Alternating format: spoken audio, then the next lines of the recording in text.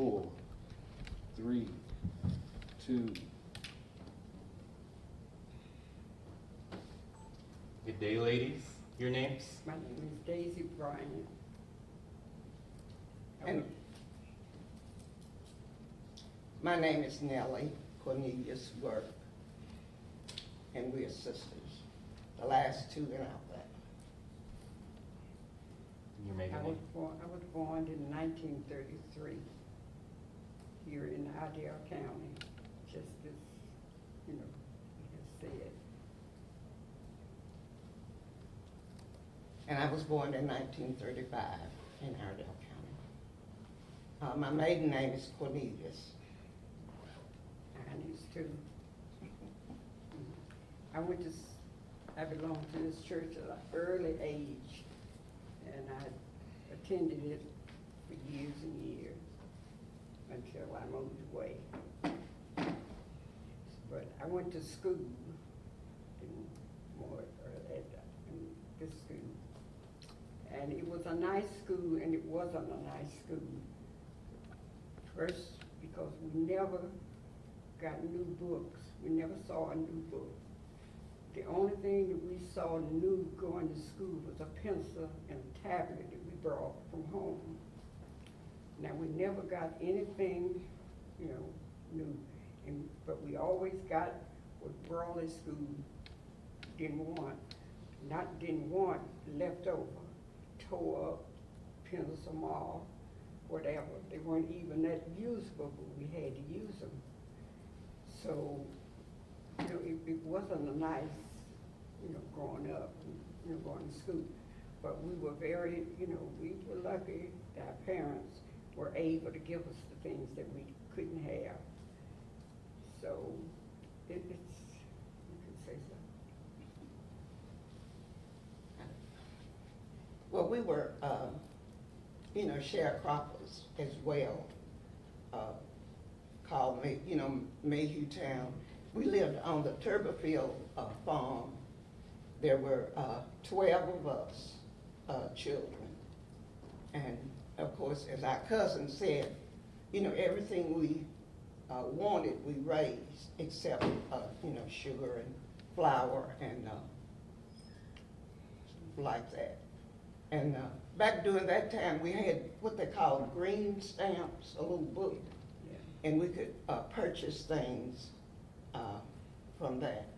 And our clothing, our mother, we had flour sacks that had designs on them. And our mother, you know, when the sacks were empty, then our mother would, you know, wash them. And that's where we got our clothes from flour sacks.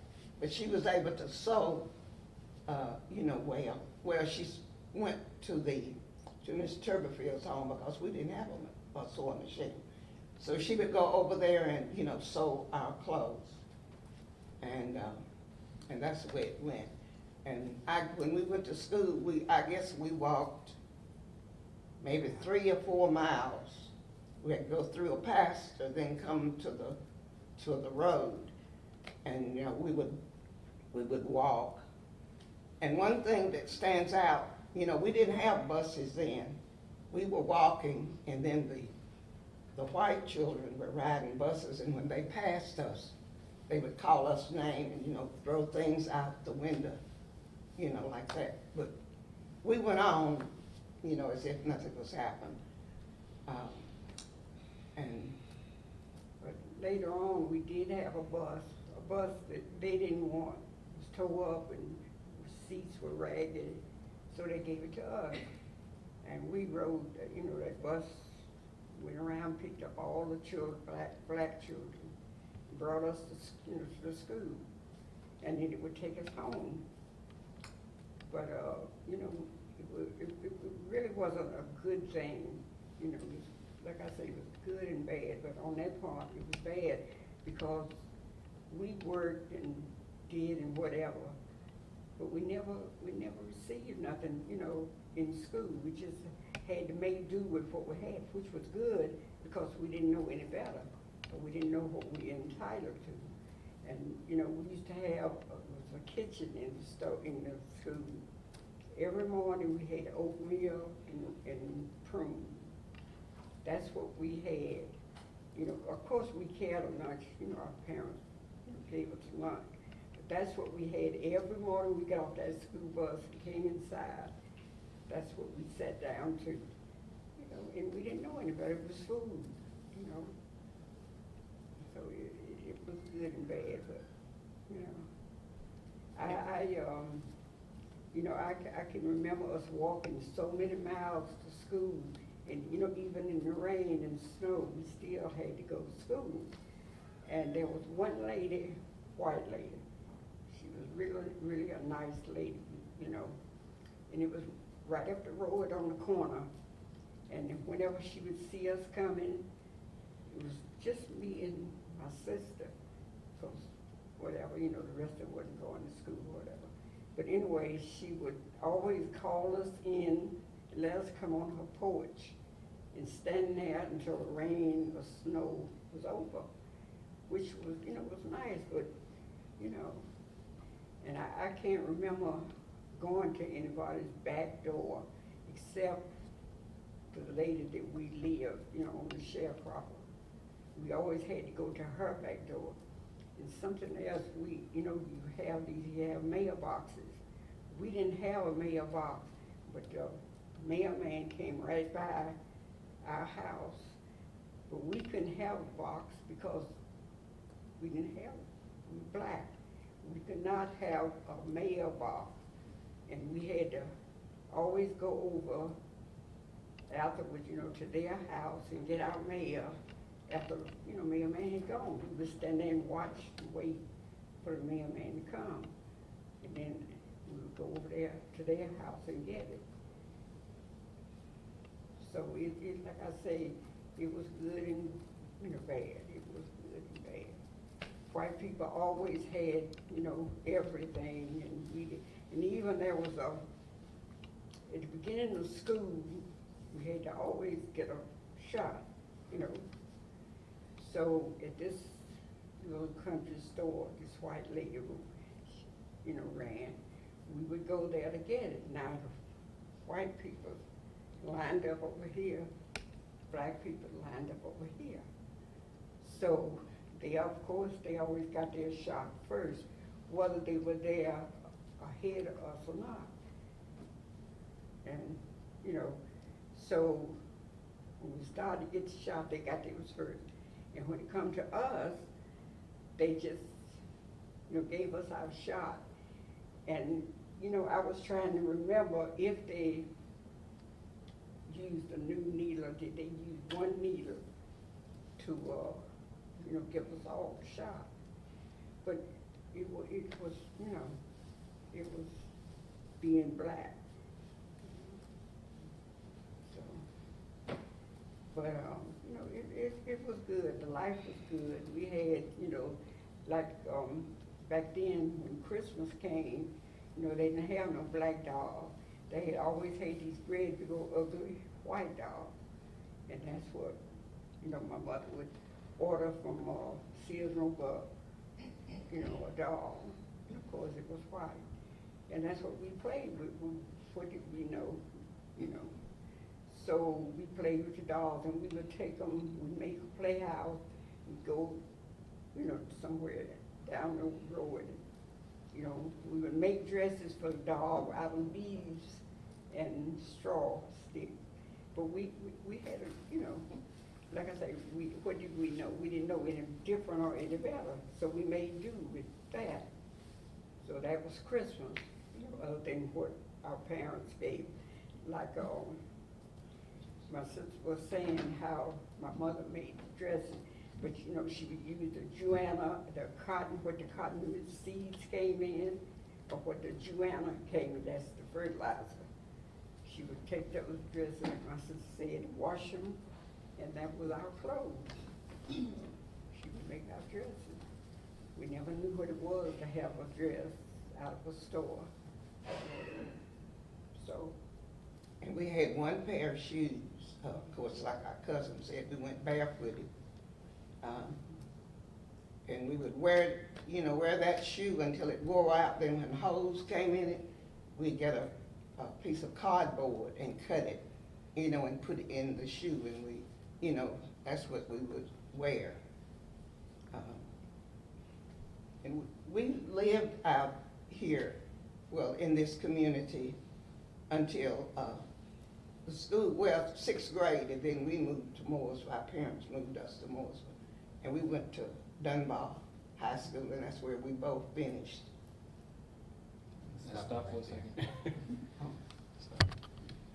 Gotta change the battery. You both went to school here. Yeah, we went until 6th grade, and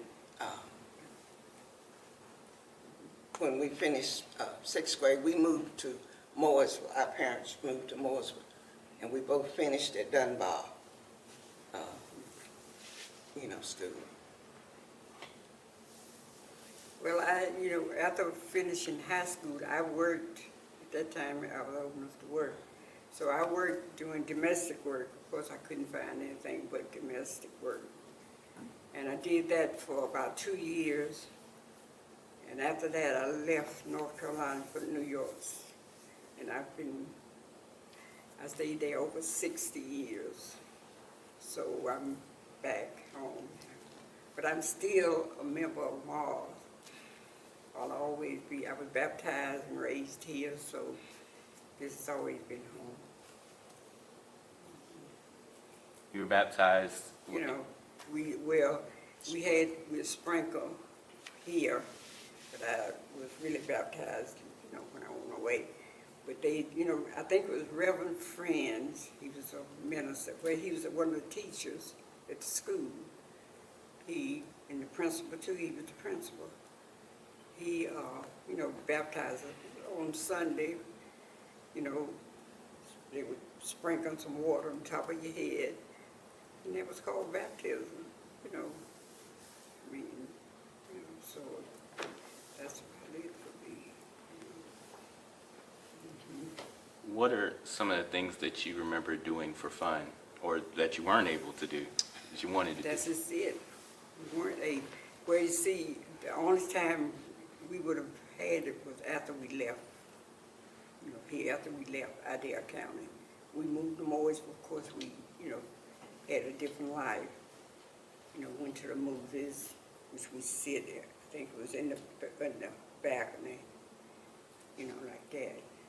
But, I mean, there wasn't anything else, you know, for girls to do. Boys could always find, you know, entertainment, but for girls, it just wasn't, you know, we weren't allowed to go to the little, you know, they weren't little bars. They weren't bars. They were little, you know, hangouts. But, you know, we didn't really miss it because we, you know, we just didn't miss it because it was nothing, you know. Going to the movie wasn't much fun because you're up there and you can't see the picture half, and, you know, Can you tell us about your parents? Well, our parents, you know, we were sharecroppers, and we worked in the fields from sun up to sundown. Of course, you know, we didn't have our own, you know, farm.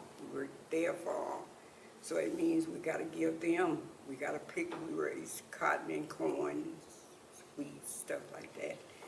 So the cotton, you know, we would pick so much, and they had to have so much of it, and we had to have a little bit of it, you know, a little bit.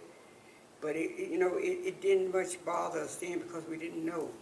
But our parents, you know, we raised everything there was. We raised hogs. We had, you know, my father would go hunting. You know, we had I don't know, it was a house, you know, we put all this stuff in. And my father would catch rabbits and squirrels, sometimes possums, things like that that he would clean, and they would hang up in this meat house. And of course we killed hogs. That was the big time. You know, we had all that meat to ourselves. We didn't have to share that. That was ours because we raised them, you know, on our own. And, you know, my mother canned, of course, like my cousin said, canned everything there was to can, you know. So we you know, we did good. We did good. We had potatoes that we kept from the time we picked them in the fall to, about May, we had, potatoes and things like that. And my father made a hill underground, and he put those, potatoes and onions, things like that, in there. And he covered them up with hay and, wheat, whatever he could find. And they lasted. Of course, we ate them here and there, but they would last all winter, in there. We also picked blackberries by the gallons. Our mother canned them, and we'd go out in the woods and gather hickory nuts, and we could walnuts, things like that. So we never wanted, like we said, because we didn't know. We didn't go hungry. We had everything. And something else, I know my cousin was talking about an ice box, because we had the ice box too. But what my mother would do, in the morning, she would, there was a spring, because there was, like a little stream of water. She would take a jar and take it to the spring and put it in there. If we didn't have no ice, we didn't have ice that often, but we had it once in a while. And she would put it in that spring, and it would stay cold, because at night that's what we had. We may have cornbread and milk, or we may have milk to drink, but that's the way she kept, the buttermilk. That's the way she kept it cold for us to have at night. So it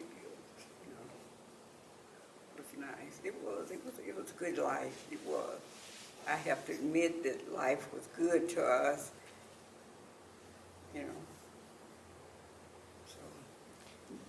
Do you remember any? Go ahead. Do you remember any prominent Black people growing up? Comments. Prominent, like any people of stature, black folks of stature at all? Well, when Mr. D.O. Ivory, he was our agriculture teacher, that came out when we would have activities where all the families would bring different things in to show, sort of like a fair, and would have canned goods, we'd have cotton stalks, corn, everything that we'd raise. And then trying to think of Mary, Miss Mary. I can't think of her name. I can't think of the names now, but we did have, we had, other people that, were prominent in that time. But the names just won't come to me right now.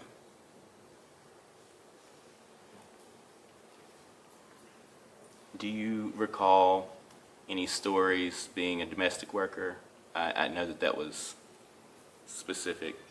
You being a domestic worker, Any stories? I never had any problems, with, of course, I was doing domestic work, you were working for white people, right? So, some were good and some were not,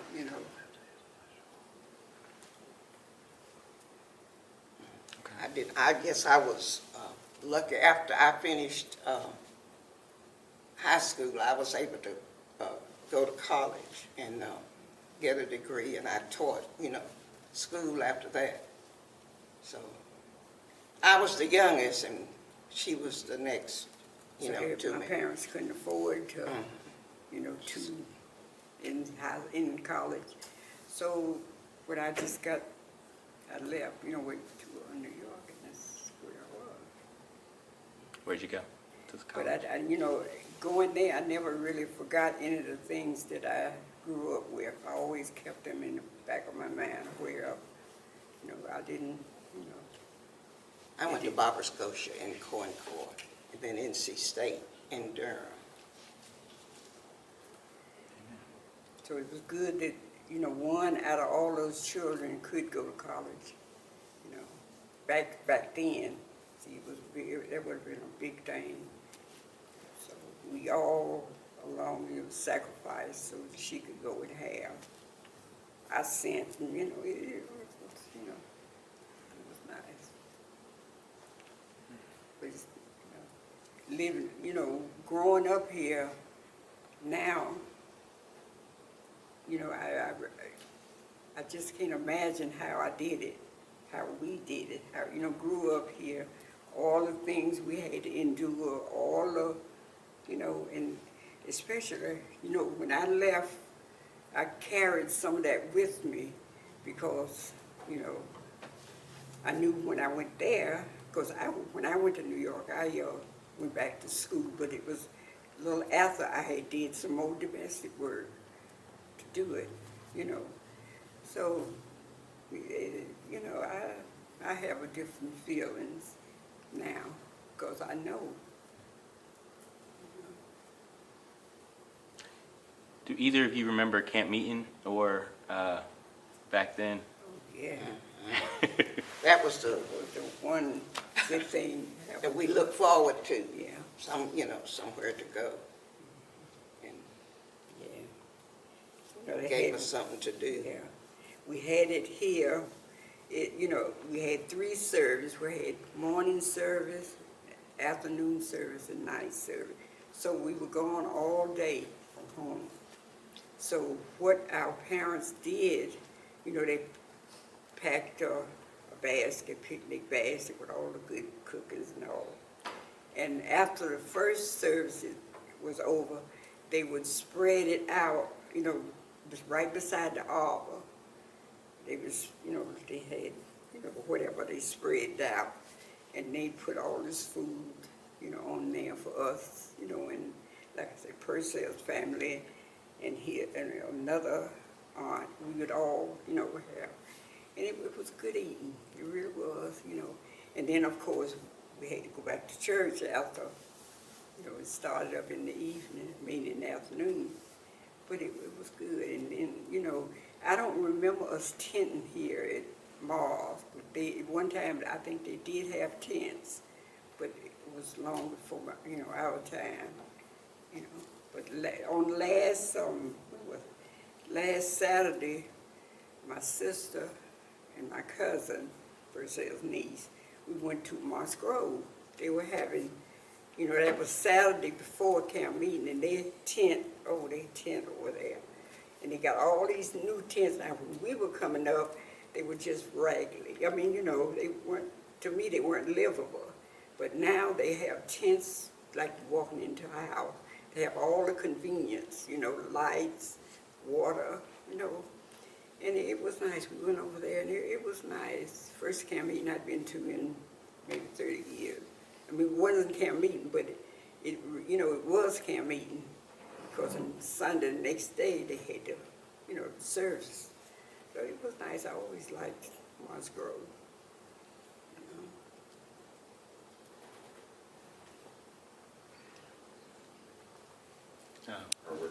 We good. We didn't have, when we were coming up, we didn't have doctors. Our parents, would use herbs out of the woods, and that's all we had, And any doctoring that was done, they did it, Now, when the children were born, we did have midwives that would come in, but other than that, I don't remember ever going to a doctor until we moved to Mooresville. But in Mooresville, Mooresville, yes, you did. we had doctors in. My mother could go in the woods or the fields and pick what we needed to, and what she would do would bring it home and, stew it down and get the juice, and we would drink that. It was something, took care of us not having to go to a doctor that we never had. And I had one sister, she always had an earache. What my mother would do, she would send me and my sister into the woods, and we would go over there, and she told us what to do. And we would find a tree that had fell, and we would move it over and get there was a big bug about this long. Betty bug. Betty called bug. Betty bug. And we took that, my mother took that bug and broke his head off and got that drop, put in my sister's ear For the earache. for the earache, and it worked. It worked. Yeah. Yeah. Any other things like that? It was a way of life. Way of life. It was good that my mother, I guess her parents had told her.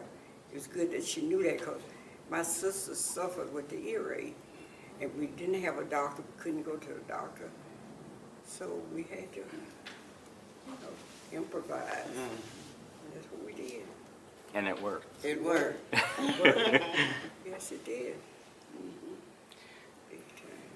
So did y'all get to go to the baseball fields, or do you remember? Well, we played baseball. I remember us coming out here and we'd have ball guy. I remember how my father, he could really hit a ball. And we'd play baseball out here, but we didn't go to, to any other places. But we did have on our block, after we moved the woods, we did have a lady that got up these girls to play baseball. And we played baseball, like on Saturdays, we would play another little team. And that was fun for them. Do you remember Vance now? I remember, yeah, but, yeah. I don't think we went because we didn't have a way to go, but I remember. Just like going to camp meeting, we would, there was a man lived out here. His name was, Mr. Walker. Mr. Walter. He had a truck, a big truck, and that's how we got to camp meeting. Like we'd go to Torrance and we'd go to Moss Grove and Tucker, and he would come around and pick us up. We'd be at a certain little spot, and he would pick us up in this truck, and then he'd go pick up some more people, some more. People that didn't, like us, didn't have a way, like out on the river here, because he lived out that way. And, and that's where we got to camp meeting. He had a big truck. So that was, nice. At least we got there, back home. So. All right, good.